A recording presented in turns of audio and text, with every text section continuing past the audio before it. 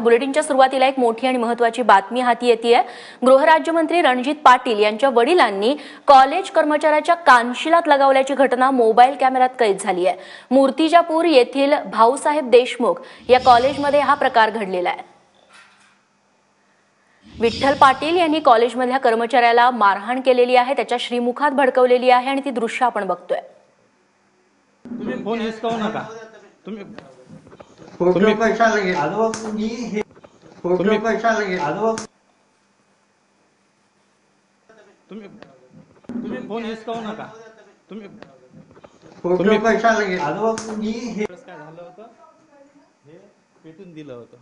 आता तुम्ही याच्यात उमेश अलोने आमचे प्रतिनिधी आता आपल्या सोबत आहेत। उमेश, नेमका प्रकार काय घडलेला होता तिथे?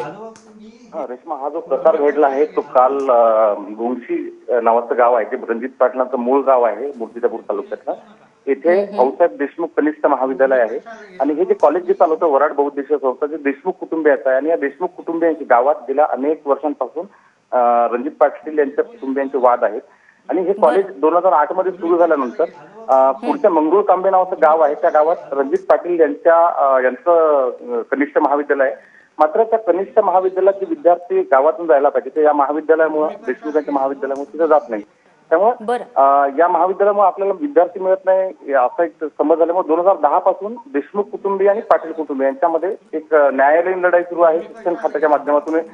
तर 2010 आणि 13 मध्ये रणजित पाटील यांचे वडील आहेत जे माजी आमदार विठ्ठलराव पाटील आहेत, यांनी 2010 मध्ये तक्रार केली होती शिक्षण विभागाकडे की या महाविद्यालयाची मान्यता रद्द करा म्हणून, आणि तो वाद अद्यापही सुरू आहे। 2 वेळा या महाविद्यालयाची मान्यता रद्द झाल्यानंतर शिक्षण विभागाच्या निर्णयाला देशमुख यांनी आव्हान दिलं आणि ती मान्यता उठली। आता परत 21 जूनला या महाविद्यालयाची मान्यता परत रद्द झाली, मात्र ते आदेश आतापर्यंत देशमुख यांच्यापर्यंत आले नाही।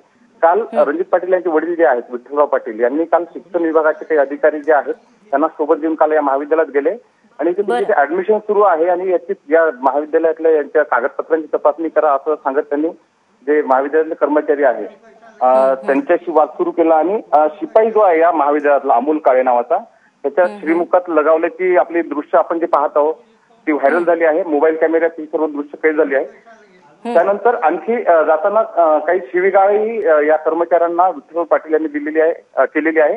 आज रेश्मा सर्वात महत्वाचं, आज हे सर्व या प्रकरणी मूर्तिजापूर ग्रामीण पोलीस स्टेशन आहे यामध्ये तक्रार दाखल केली आहे आणि आता पुढील तपास जे आहे ते पोलीस करतील। मात्र या दोन्ही कुटुंबियांच्या वादात जे आहे आता राजकीय जो हस्तक्षेप पाहायला मिळतो आहे त्यातून एका वरिष्ठ म्हणजे माजी आमदार 2 वेळा आमदार आलेले विठ्ठलराव पाटील यांच्याकडून जो काल काही प्रकार झाला आणि यांचा जो वाद आहे आता एका नवीन वळणावर पोहोचलाय असं म्हणता येईल। रेश्मा, निश्चित उमेश, तुझ्याकडून अपडेट्स घेत राहू। तुर्तास धन्यवाद तू दिलेल्या माहितीबद्दल।